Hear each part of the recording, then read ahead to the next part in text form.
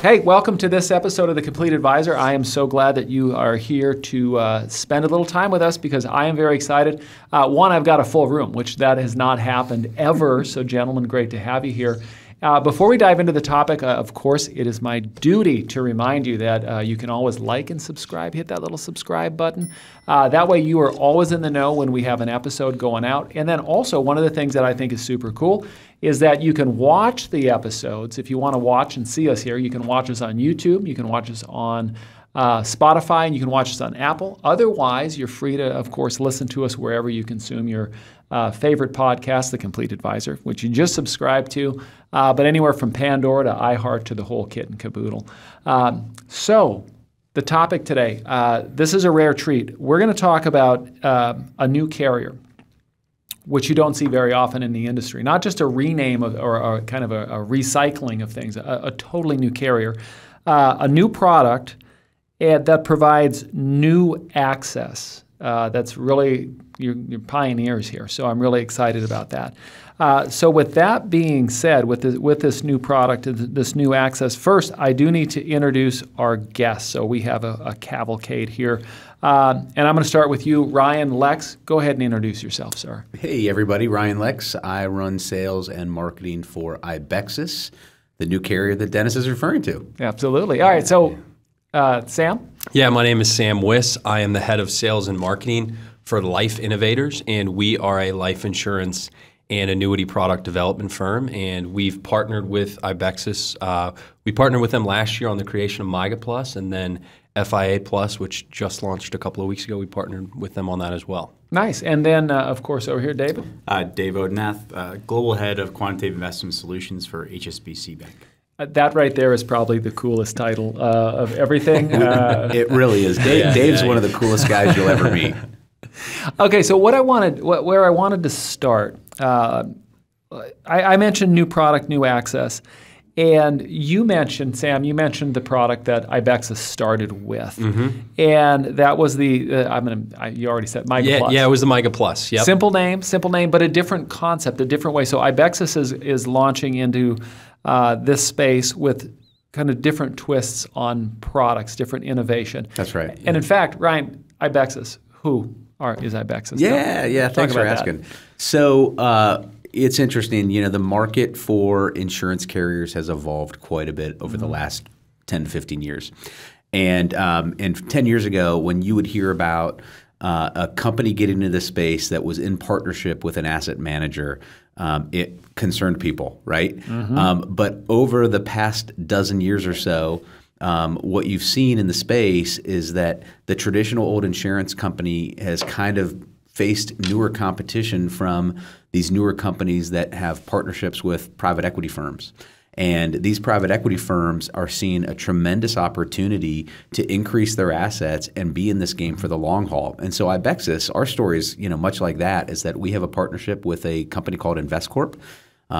For those of you that have not heard of InvestCorp, they have partnered with a number of names that you are familiar with, such as Circle K, Carvel Ice Cream, Tiffany's, Gucci, and they saw an opportunity in the insurance space, and so they wanted to get into this arena. And so what they did is went out and essentially hired a management team to go start a company from, I wouldn't say scratch, because we did buy a shell that gave us state licenses, but essentially empowered us with equity to go start a company and kind of build the processes from the ground up, build the products from the ground up. But I know with a lot of carriers, the legacy computer systems and the CRM, it doesn't sound like it should be that big of a deal, but that's the kind of the framework that the company's built on.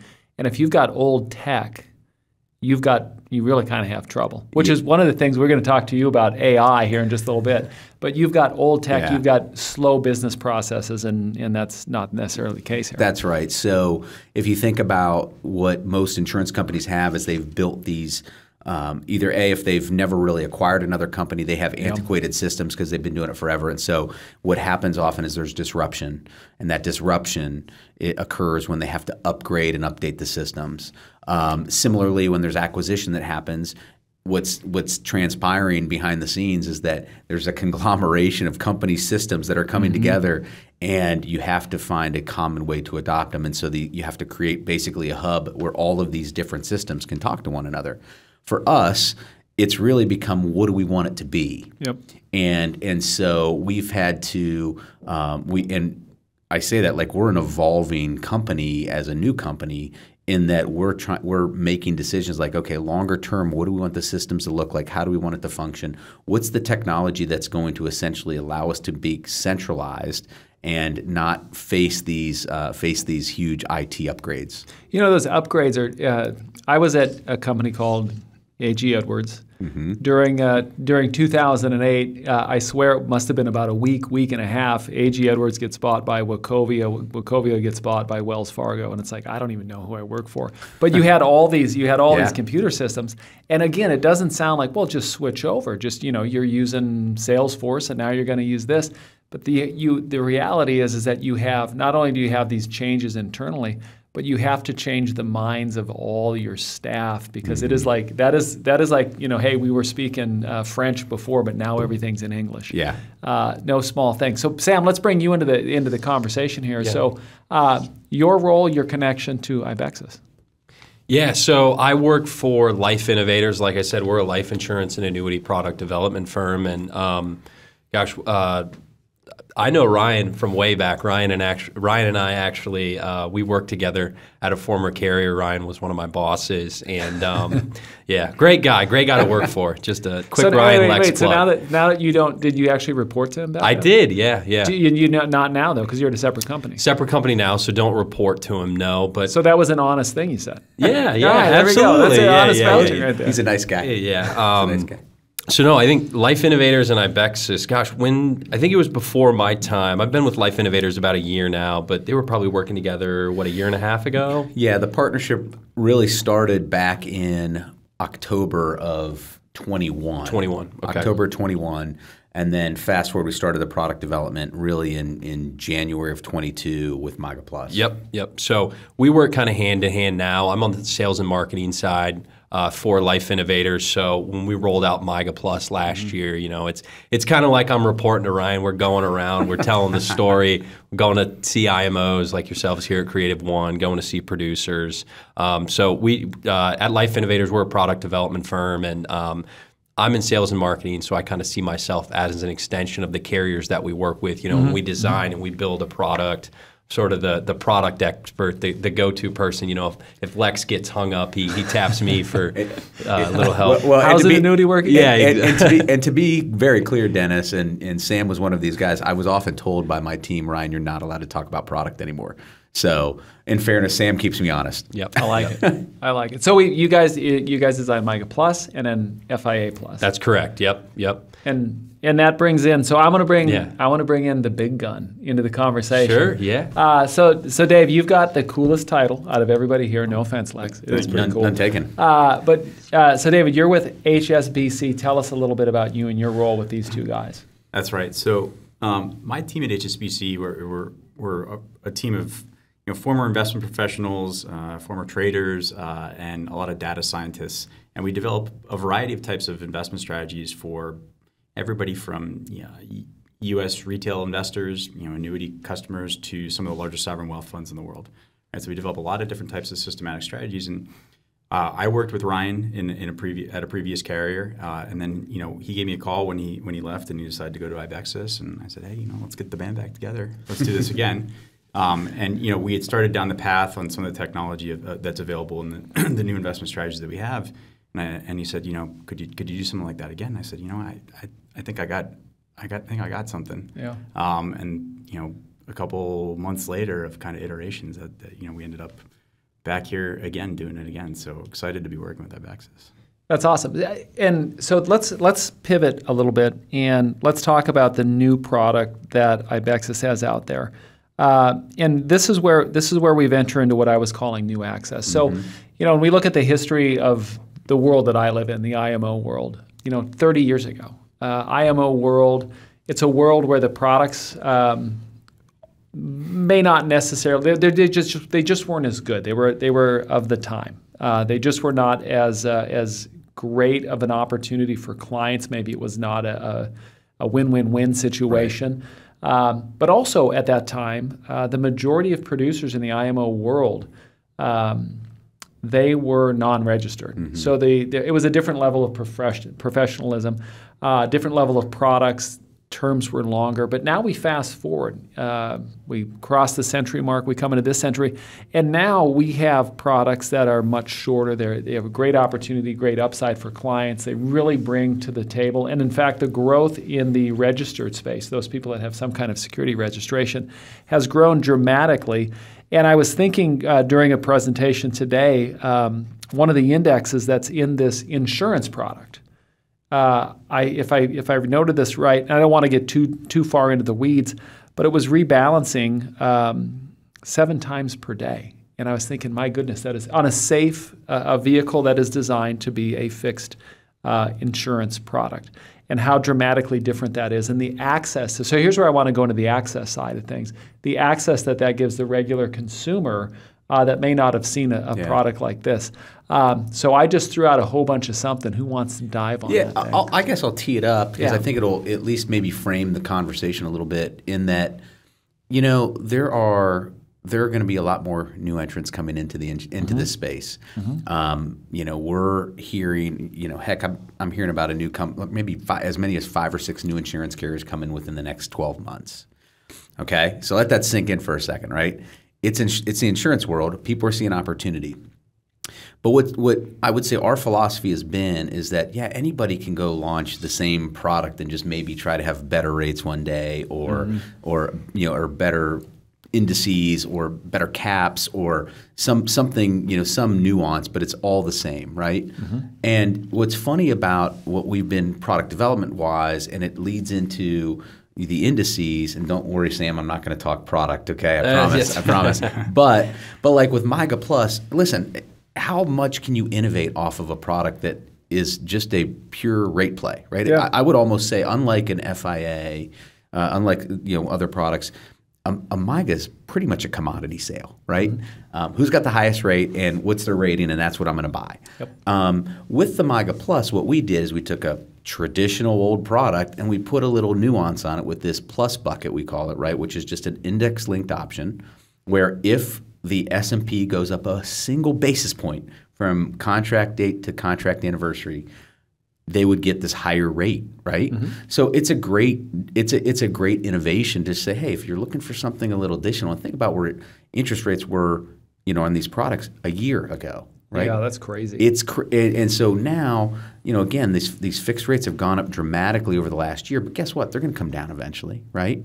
And similarly, like with as Dave will talk about their index, but like from the standpoint of how it can go long bonds or it can go short bonds, but most people don't take advantage of those opportunities. So the FIA Plus, which we just launched 2 short weeks ago, I'll let Sam talk about it. But again, taking this idea of, hey, what can we give to the consumer that's different, mm-hmm. but still something they know and feel comfortable with? Yeah, absolutely. No, and I think you make a great point, and that's kind of how I look at Ibexis' current product suite, like a very strong base product with optionality that you don't see in other similar type products in the marketplace. MYGA Plus, it has the performance trigger like Ryan alluded to. And then when you look at the FIA Plus, at its core, it's a fixed indexed annuity. It can look and feel just like an FIA, but it has additional optionality that you just don't see in other FIAs in the marketplace. And I think that's really a differentiator. And I think it's probably more important now more than ever. If we look at that last 3 years, it's been an extremely chaotic 3 years. With COVID in 2020, the S&P 500, it was down 34%. It made a full rebound. Last year, the S&P was down 20%. It was the worst year ever for a 60-40 portfolio. So, you've got a ton of clients, right? They're concerned. Is my money going to keep up with inflation, or my retirement dollars going to last? And with all of this uncertainty that we have, FIA Plus, clients, they can get safety, which they want with an FIA. They have more flexibility, mm-hmm. and they've got options each contract anniversary. And they've got more options in FIA Plus than any other FIA that's out in the marketplace. So I think it's huge. I think it's timely. I can dive into the product specs a little bit too. I don't want to go too far into the weeds, but Yeah. Well, let's we'll see how far into the weeds we get. So one of the things, Dave, so this is where I want to talk to you about. So one of the beauties of the FIA Plus is that it does have different indices, and one of them uses AI, which I think this is an area that is fascinating. We're going to dive into this one just a little bit. But Dave, tell us a little bit about the AI component of the index. We'll stay high. I don't want to get into too far into any kind of specific weeds because we want to make sure we keep you in the good graces of the HSBC. I appreciate that. Hey, for what it's worth, I think he developed the product using ChatGPT. So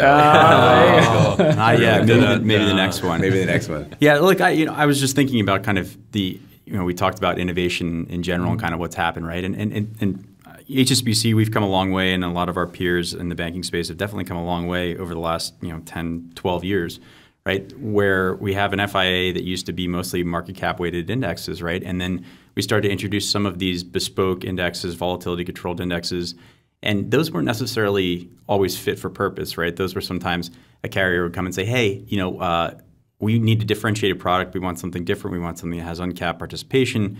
What do you have, right? And the interesting thing has been over the last maybe five years or so, we now have a dedicated team, right, within HSBC, and some of our peers do as well, that it's just focused on the U.S. insurance market. And so we're not developing strategies and thinking, hey, what if we could go and find a carrier that we want to carry? It's like we're starting from scratch, understanding, going out, talking to the producers, talking to the carriers, understanding that market, understanding the dynamics, what's working, what's not working, and then developing products specifically for the carrier and specifically for the annuity market to start with. And so that's a really kind of interesting revelation that's happened over the last 5 years. And there's really even though we spend a lot of time working on these strategies, until you get out there and you talk to the people that ultimately have to sell it and ultimately and the customers, right? Mm-hmm. It's hard to kind of anticipate what the pushback might be, what the pros and the cons are. It's really exciting space to be in right now. For us on the innovation side, right, we launched the first ever AI index in 2019 with another carrier, and Ryan was part of that launch. And the reason that we did that was, again, as we're going out there and we're listening to the different carriers, we're also going back to trading desks and going back to our research folks, and they're coming with different ideas, and then we're trying to kind of filter it and figure out, okay, well, I know that this group of hedge funds is now kind of having a lot of success over here. Is that potentially applicable? Is that something we could bring to this market, right? The annuity market, to the retiree market. In the instance of Ibexis' new products, right, there's kind of two innovations that we've seen kind of across the markets that are captured across the different investment strategies, right? One is the higher frequency of high frequency trading in general, right, and how that can potentially benefit a customer, right? And then the other is AI. Yep. And so for us, it's really been a focus on AI, and the reason that we like it is that we think it bridges the gap between traditional kind of passive investing and active investing. Right, and there's a legacy here of active management right across the variable annuity space, and we get excited about the idea of being able to bring something to market that is able to learn and able to evolve over time, and that's really been the place where we've had a lot of success and where we spend a lot of our calories on the research side. I think that there's probably never a better time or a better example. I've mentioned this in podcast episodes before. We've all seen. I know you've seen this, and you'd have seen this a million times. And I'm swinging us towards inflation here for a hot sec. But how many presentations have you seen that slide that says, in 1950, the movie cost this and the milk, and then it shows, current, and everyone just kind of rolls their eyes. And it's like, no big, okay, yeah, it went up 50 cents. I saw Top Gun for $2.50, and now it's, but this last year and a half, all of a sudden, inflation is like, holy smokes. And then you think about your investments, and if you're a consumer, conservative, you're maybe at the bank, you're kind of limping along in some CD, and all of a sudden everything jumps up, and that indexed annuity, that ability to index, all of a sudden becomes crucially important. And now it's time to how do we differentiate ourselves, and how do we make this leap of efficiency and of better trading, and boom, here you are. That's right. Yeah, I mean, inflation's definitely a hot topic, right? And that's something that we continue to kind of watch. I mean, if we think about something like the AI strategies that we develop, right, creating a strategy that does really well during inflationary times the downside of that historically has been that it probably doesn't do that well in deflationary times or in kind of regular market environments, right? Because it's going to be super conservative what it's doing. Potentially it's going to inflation-sensitive assets. And we can develop the best rules possible, but it's always going to be based on historically how that worked. And we don't know how long inflation is going to be around, and we don't know whether it's going to go up or down. The cool thing about, and the interesting thing about incorporating machine learning and AI technologies is we say, hey, we're going to feed the AI these different inflation signals. We're going to give it all the different assets to invest in and let it figure out what type of regime, what type of period we're actually in terms of inflation. So I don't have to pre-program everything ahead of time and say, this is my cutoff for when it's high inflation, this is my cutoff for low inflation, because we could be an instance where it's kind of a whole new paradigm of inflation, right? And in which case, if I backtest that, and even if I go back the past 30 years, I'm not going to get a good read for what the market's going to do over the next 5 or 10 years. Yep. So when you guys are looking to add a fund, when you're looking and you're evaluating and vetting them out, what are you looking for when you're designing the product and you're looking at these different choices and you're like, hey, I like what Dave's got going on there? Yeah, I think really, like it all depends upon the product, and if we look at FIA Plus, I think, we have 3 indices on FIA Plus, and I think all 3 of those indices, they work together well and they complement each other well. We have the S&P 500. If you look at FIAs historically, the S&P, that's table stakes, right? Yep. Cover your ears, Dave. There's also the Bank of America. We've got a fast convergence index with Bank of America. And that index, it has a little higher volatility target. It's a 12.5% volatility target, and that does well when there's an equities run. It's going to participate more in the upside of the equities market. Kind of your home run hitter is sort of what we've talked about.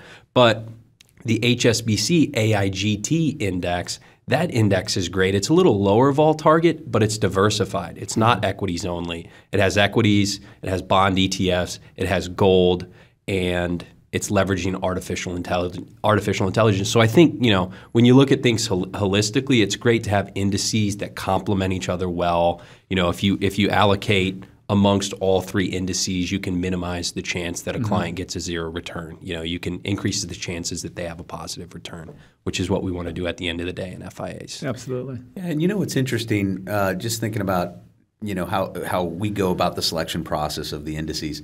You want them to be complementary, but I can't stress it enough. You also want to have partners that support it. Absolutely. And support it with materials, support it with research, support it with, time in the field to help educate, our producers on how the index works. And, one thing Dave hasn't alluded to, which I don't want to tee up your question for you, but I got to tell you, IBM Watson has been kind of that, hey, they invented AI, right? Big Blue, and you think, well, could you do anything better? And Dave, I'm just going to tee you up to maybe tell us about the AI that's inside of this one. Yeah, so obviously we work with IBM Watson on some other products, and in thinking, and we got approached by a lot of other technology companies when we launched that in 2019. And for the most part, to Ryan's point, right, we kind of said thanks, but no thanks. We've got a really good partner with IBM. And then we got connected with Amazon. So AWS, so Amazon's AWS, and they have a ton of really good technology and a lot of research folks that were interested in trying to find a way to leverage what they had already built and some of their expertise to help us come up with something different. And I think we were able to accomplish that enough so that it's different from what we're already doing in that space. And a lot of that is just based on the computing power that they have, which was the first piece. So something that's higher frequency in terms of how it's rebalancing, how it's retraining itself, right, which is all part of the AI technology. And then the other piece is really transparency. So, there's a lot of really complicated strategies that are out there, but this is really the first one that we would call kind of a glass box, because not only are we able to tell you what happened in the portfolio historically in terms of attribution, that's kind of table stakes, right? But we can show you what's in the portfolio right now. What is it paying attention to and why across the different data signals that it's taking in? And so kind of that for us, that's the complete package.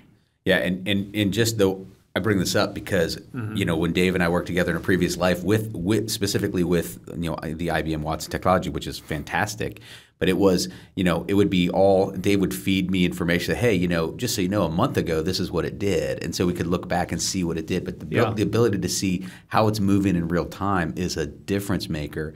And I would almost say too, kind of just thinking in general about this space. It's the technology like and the partnerships that we have with groups like HSBC and the indices they're building where you see there's disruption happening in a good way, right? Yep. No longer can you like these set it and forget it almost passive strategies. They don't work as well as these more active these active strategies like you're seeing with the AIGT. Well, I don't think I think today's consumer, no matter what the age, they want action. Like they want to see.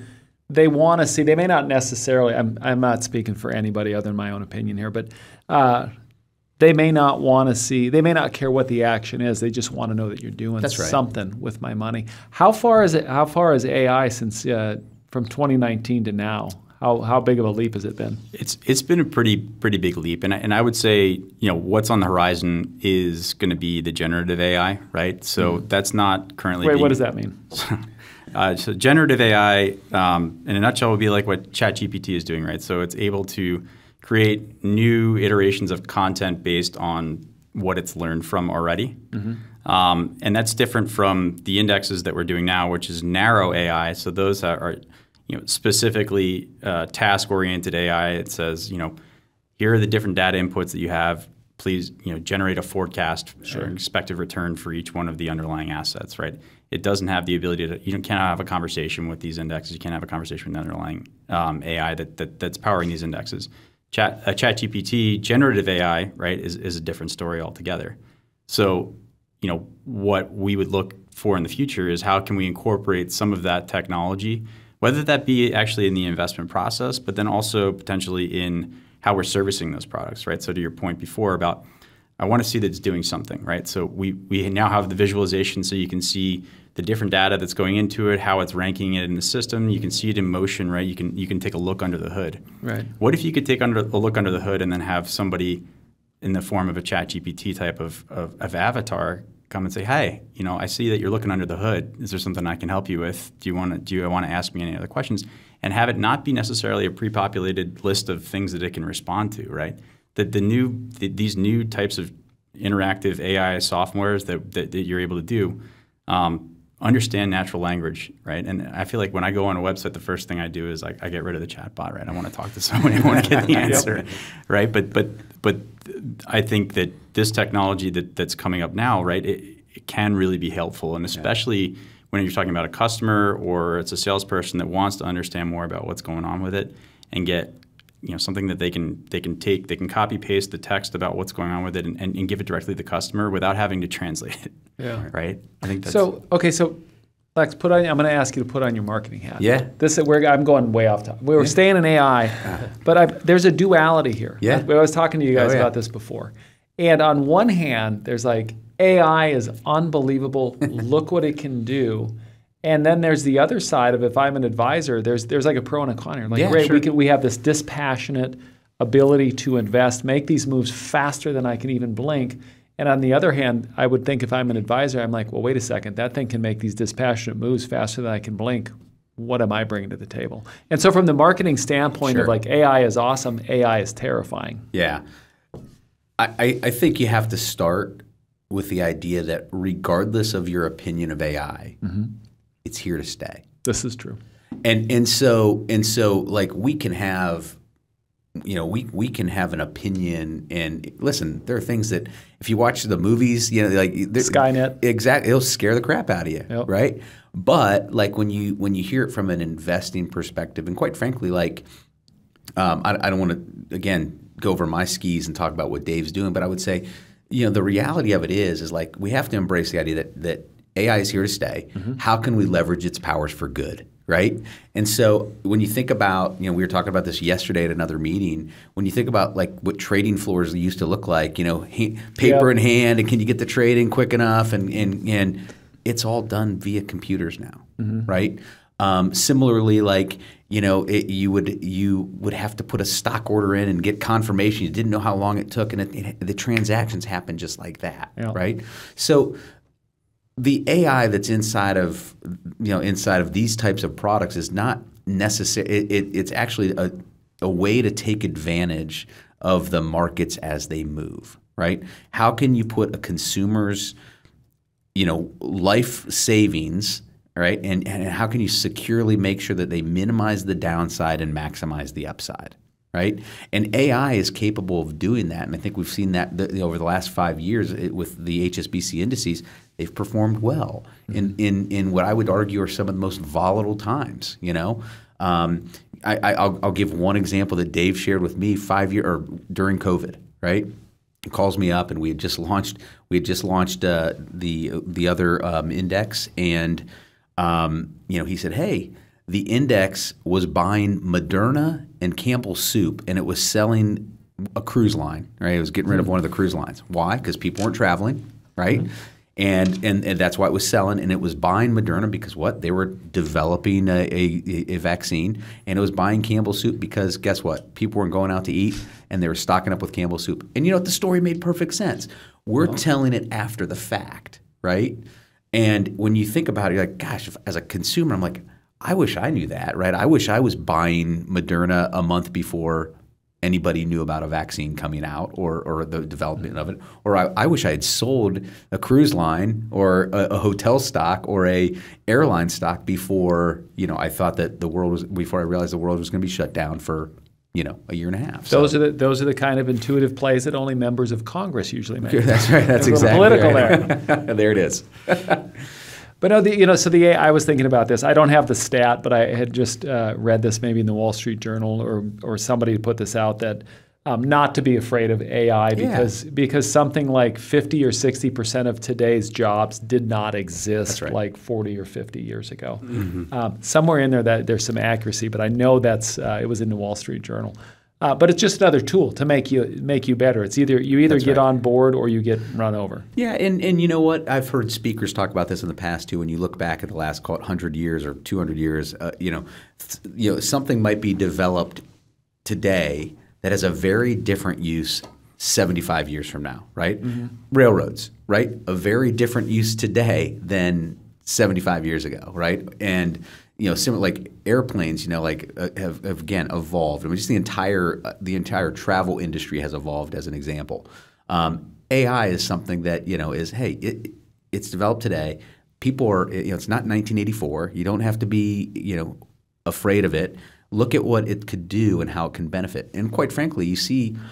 I would just go back to like the annuity industry and say we never thought we'd get above this $250 billion ceiling and last year, because of all the volatility, and because of how unique the products are, $312 billion last year in annuity sales, right?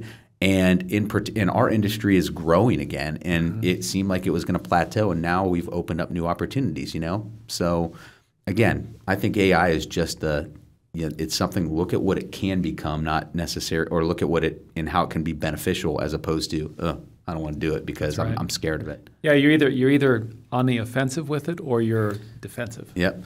What was it that they said in Shawshank Redemption? Get busy living or get busy dying, right? That's right. So that's right. You have a choice to make. So let's do this because I know we have to wrap here in just a little bit. I'm going to start with you, Dave. Okay. Here's a two-parter. You got to put your hat on, your thinking hat here. All right.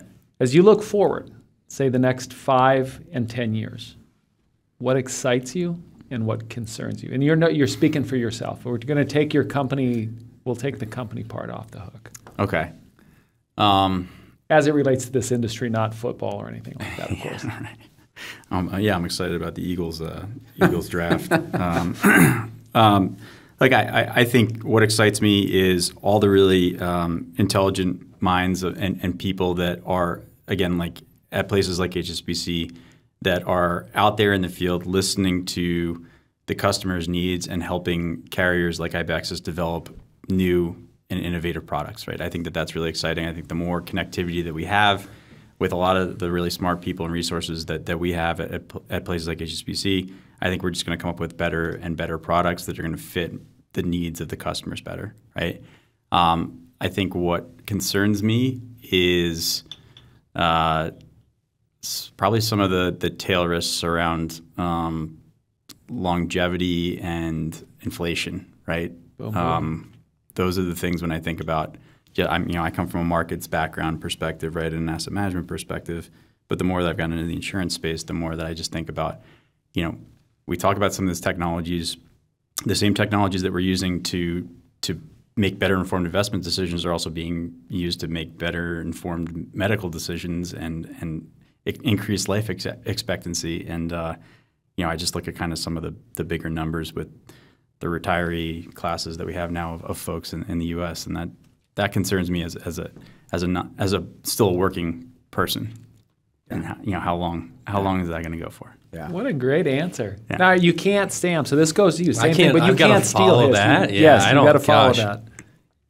I think what excites me is, as we look at the life insurance and annuity space, companies like Ibexis getting into the space and innovating, and I think that's just ultimately good for producers and consumers alike because, hey, if you're a new company and you're getting into the space, you've got to come into the space with a differentiator, or you've got to come into the space and you've got to have really competitive rates, right? Like you've got to get attention. You've got to get producers on your side. And I think as companies continue to innovate and they try to get into the space and they try to gain market share, that's just better for the end consumer. The end consumer is getting better options. There's more competition. A rising tide lifts all boats. What concerns me, I just think it's, and I even go back to my comment over the last 3 years, there's just been so much economic uncertainty. Like I'm concerned about the next sort of black swan event because it's probably looming around the corner. What it is, I don't know. But, at the end of the day, we're in FIAs. We're in safe products. I think that's a great thing. I know I'm kind of turning my answer here into a positive, but, worst a client can do is a zero in an FIA or a MIGA. And I think that's kind of the beauty of the business that we're in, right? Safety and protection. So, yeah. All right, Lex, you heard the other two. So when you look forward, I want to reframe it to you too, because that's a great answer, by the way. Carriers, when carriers are coming in, you have to bring something new to the table, because if you do come in with rates, you do catch attention. But it's like the old cowboy movies. There's always a gunfighter that's faster, because next week it's going to be Johnny Ringo, and this week it's Johnny Bravo. But Lex, so when from your perspective, with your tenure running this new company, what excites you? What are some things you're keeping your eye on? Yeah, listen, I used to work for somebody who said, he would say two things that get me excited about this role. Number one, the streets are paved with gold, right? There's tremendous opportunity out there. All we have to do is go out and capture it, right? And this industry right now, there's tremendous opportunity. We've punched through that would seem like a cap of $250 billion in sales. And so the opportunity to go capture some market share and Sam said it well, it's great to have competition in the space because it sharpens all of our saws, right? And that's a good thing. And then the other thing that excites me is that as I see some of these new companies come into the space, is that his other thing he would say to me was, steal ideas shamelessly, right? And so, you can steal ideas shamelessly. And listen, we can innovate off of those opportunities, right? When someone does something unique, it's a chance to get better, right? Yep. And so I think this market is ripe for innovation. This market is ripe for growth, and it's going to take more than just one company to do it. What concerns me is in 5 years, if we're not number one, as a fixed index annuity carrier partner, right? But in all seriousness, what really does concern me is this idea that we almost get too many carriers into the space, and the value proposition of the carrier gets watered down. And the reason that concerns me is because there's a lot of great people in this industry, And but if you split it too much, right, you might water down the IP that's out there. You might water down the value proposition. And that's a good point. And also share one other thing that's concerning me as well is there's been a huge rush in the IMO channel in particular of consolidation amongst IMOs, and I'm a big fan of having these truly independent shops. And so, rather than seeing in these personalized touch, right? And I think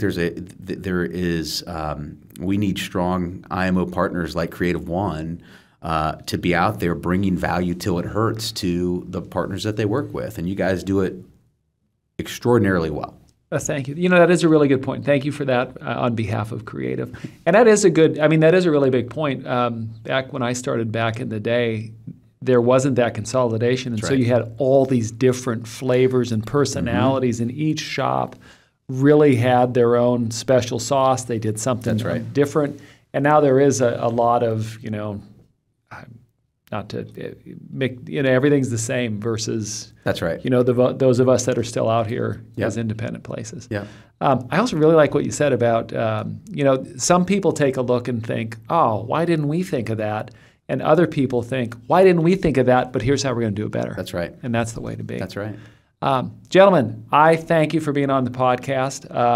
Interesting conversation. I'm excited for the growth of Ibexis. I'm excited for our partnership as a creative employee. I'm looking forward to seeing what you're coming up with next. And you keep an eye on AI so that it does not become Skynet.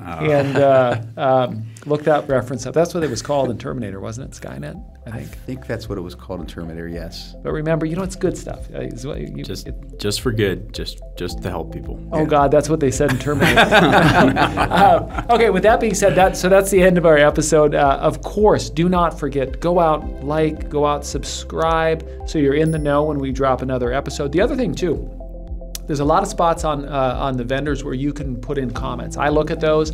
I love constructive criticism. I'm looking for ideas. So please, and I'll always respond to those too. So thanks for being here. We'll see you next episode. This podcast is for financial professional use only and not for use with the general public.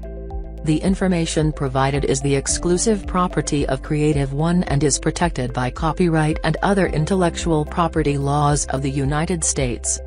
This material has been prepared for informational and educational purposes only.